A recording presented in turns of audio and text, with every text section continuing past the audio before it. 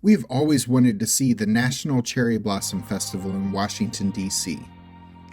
But that is not what we have to share with you in this episode.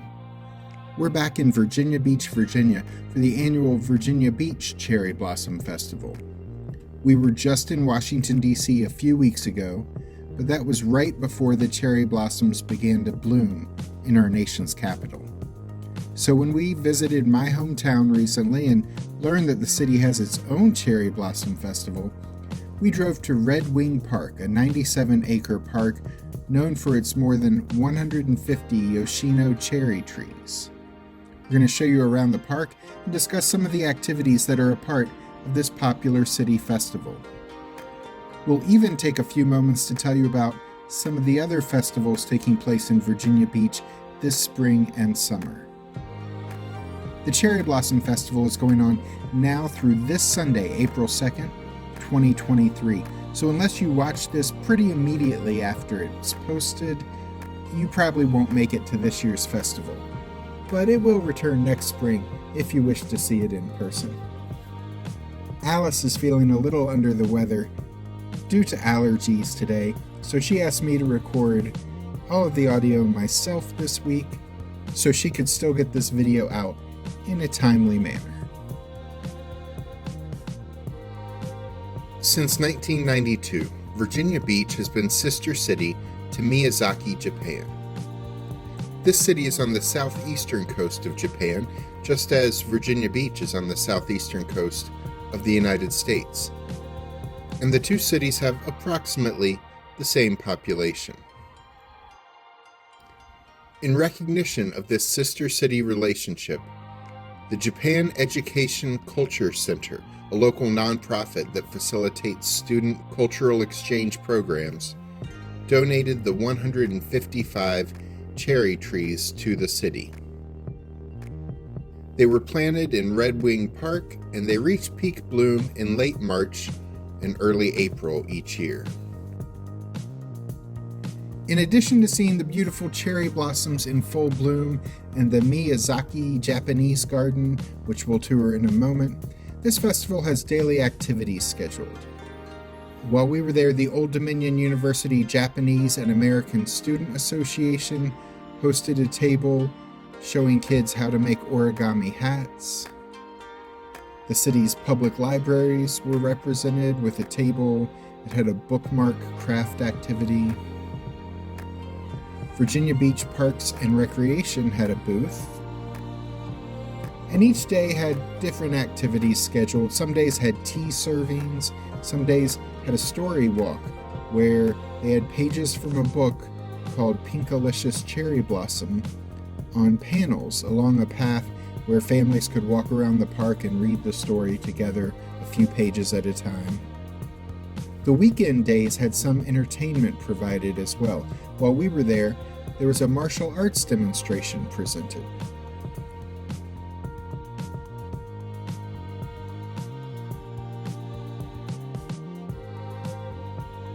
By the way, if you're enjoying this video and feel bad that Alice doesn't feel well today, please do us a favor and click the like button so YouTube and Alice will register your positive vibes.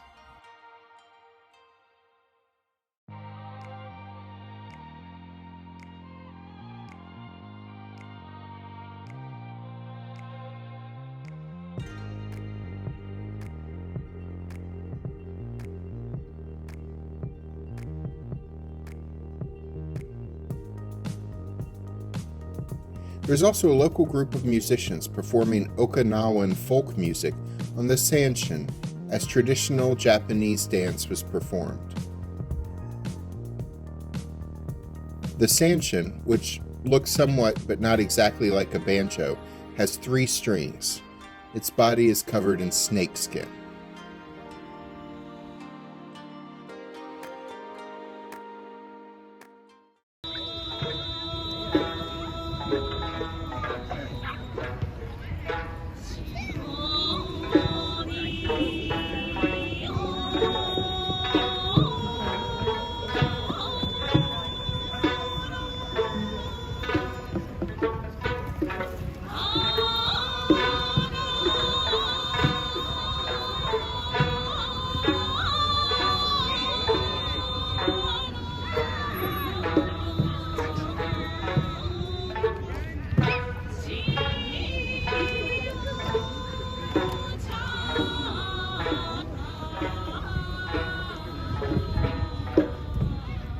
We enjoyed seeing the cherry blossoms, which were beautiful, and we learned a bit about Japanese culture as we traveled through the festival.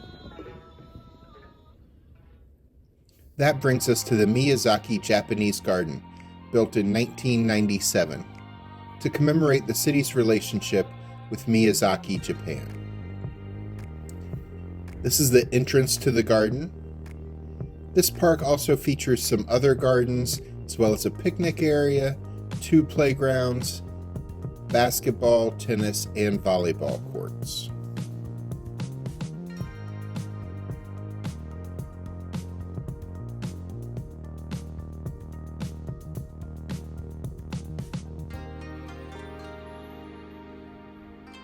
As you enter, you see this bridge over a water feature.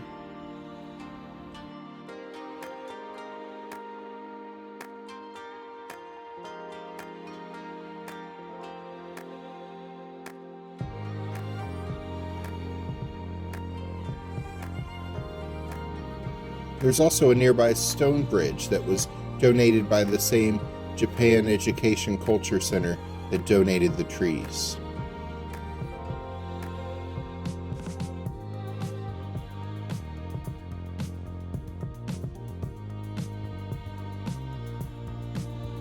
There's a small, gentle, man-made waterfall nearby.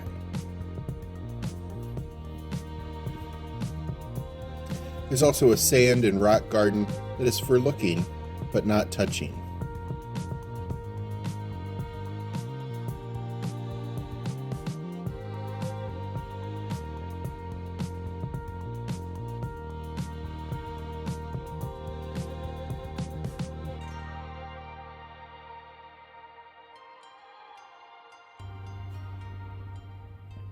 This snow viewing lantern was donated to the garden by the city of Miyazaki.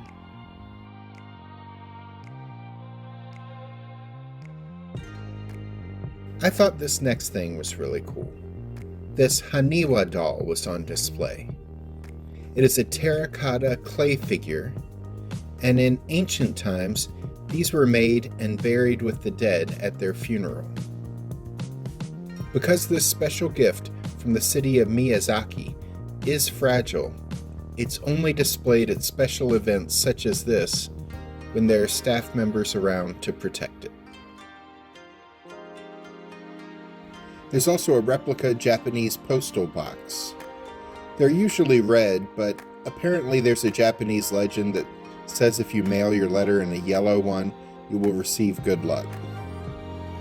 We didn't have any mail with us to test it out. As you walk through this garden, there were placards with haiku poetry written on them. These were past year's winners of the haiku writing contest that's held for adults and teenagers each year as part of this festival. I didn't find out about the haiku writing competition in time to enter, but I have taken the time to write my own haiku about this event, and I'll share this at the end of the video, if Alice doesn't edit it out.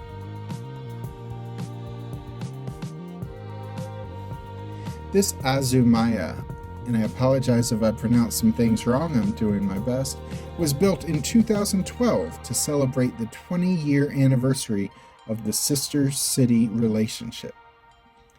This type of building has a simple structure with a roof and 4 pillars representing north, south, east, and west, but no walls, making it easy to take in the beauty of nature all around while resting a moment on the benches inside.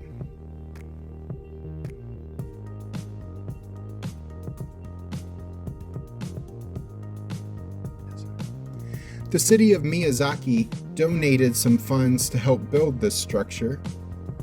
All of these donations from Japan over the last 30 years kind of makes me wonder what Virginia Beach has donated to them. I'm guessing pine trees and cardinals and saltwater taffy, but I'll probably never know for sure.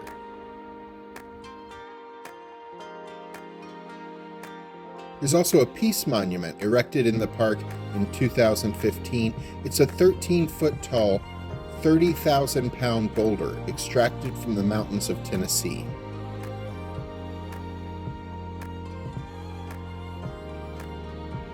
The sign nearby says the monument stands with the hopes of eternal peace. Perhaps someday.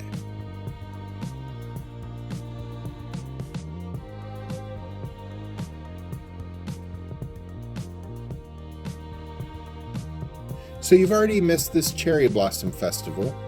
If you're planning a trip, you may be wondering if there are any other festivals coming to Virginia Beach this spring and summer.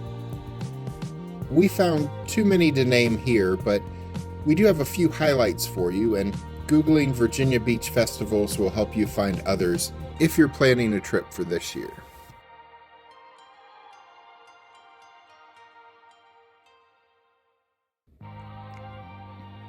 In mid-April, there's a 2-day rodeo that will actually take place on the beach.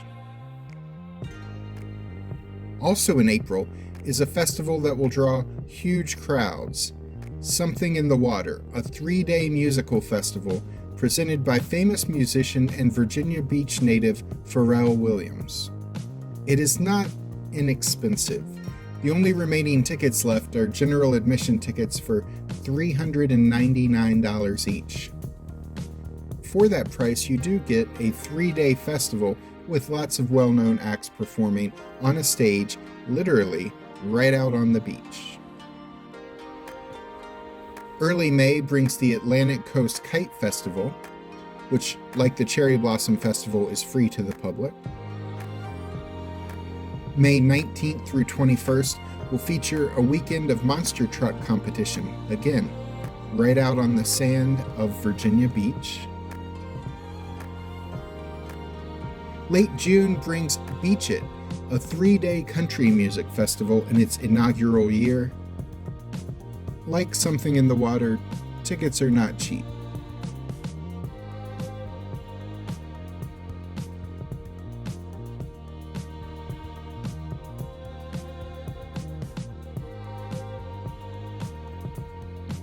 The summer season wraps up with the annual Neptune Festival in Virginia Beach in September. That is the festival that holds an event we love, the International Sand Sculpting Championship. We did a video there a couple years ago. We'll link to that at the end of this video so you can see some of the awesome sights at the Sand Sculpting Festival. We loved finally getting to see a Cherry Blossom Festival in person, even though it was not as huge as the national event in Washington, D.C. This smaller festival was a great way to spend the afternoon, take in some culture, and enjoy a walk through beautiful trees in bloom. And now, to close, I would like to present a haiku I have prepared about our experience at this event. Wanted to see this in D.C. near monuments. I guess this will do. Click the links at the end of this video to learn about Virginia Beach's Neptune Festival or to check out our Virginia Beach playlist. I'm not Alice, I'm Jack, and be sure to click the subscribe button and notification bell so you can see us the next time we're traveling through.